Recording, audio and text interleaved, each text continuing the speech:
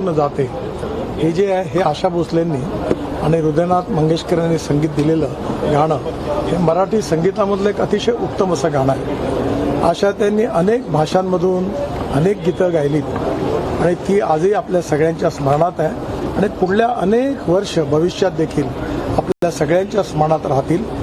आशाताईंचा माझा अतिशय जवळचा परिचय होता।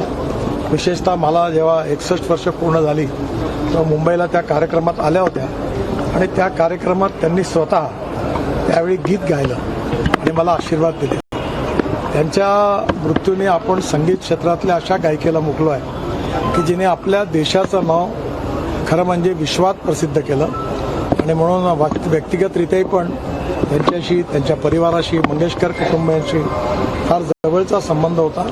त्यांचं हे दुःखद निधन आपल्या सगळ्यांवर आघात करणारं आहे, विशेषतः त्यांच्या परिवाराही आघात करणारं आहे। परमेश्वर हे दुःख सहन करण्याची त्यांना ताकशक्ती देव ही ईश्वरचरणी प्रार्थना करतो आणि आशाताईंना मी अतिशय दुःखद अंतःकरणाने श्रद्धांजली वाहतो। हिंदी में बताइए क्या याद है आपकी आशाताई भोसले? स्वर्गीय आशाताई का और मेरा पिछले अनेक सालों का बहुत ही नज़दीकी संबंध रहा है। आशाताई ने अपने जीवन में अनेक भाषाओं में अनेक गीत गाए और संगीत के अनेक प्रकार के गीत गाए। सब प्रकार के गीतों में उनकी मास्टरी थी। उन्होंने जो गीत गाए हैं आज भी हम उसको विश्व में इतनी प्रसिद्धि मिली है कि आज पूरे विश्व में उनका नाम पहुंचा है। जिस प्रकार से लता दीदी ने अपने गायन कला के द्वारा हमारे देश का नाम बड़ा किया है, वैसा ही आशाताई ने भी बड़ा किया है। मुझे बहुत खुशी है विशेष रूप से कि जब वो संगीत में गाती थी और जब उनका एज हुआ था तो मैं उनको कहता था कि आप मत गाइए।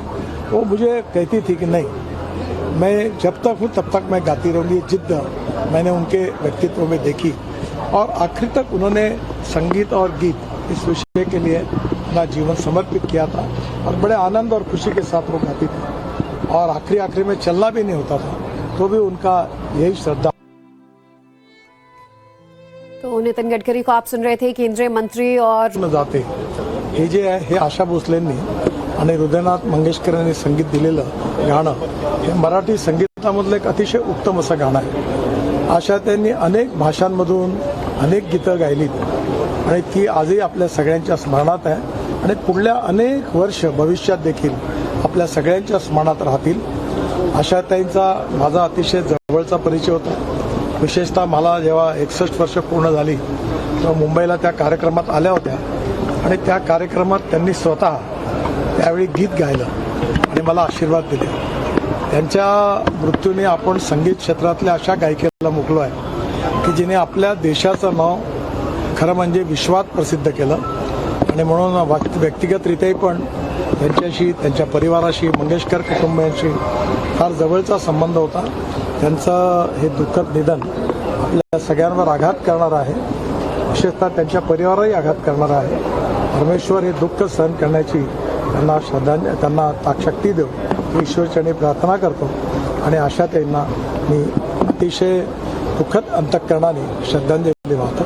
हिंदी में बताइए क्या याद है आपकी आशाताई भोसले? स्वर्गीय आशाताई का और मेरा पिछले अनेक सालों का बहुत ही नज़दीकी संबंध रहा है। आशाताई ने अपने जीवन में अनेक भाषाओं में अनेक गीत गाए और संगीत के अनेक प्रकार के गीत गाए। सब प्रकार के गीतों में उनकी मास्टरी थी।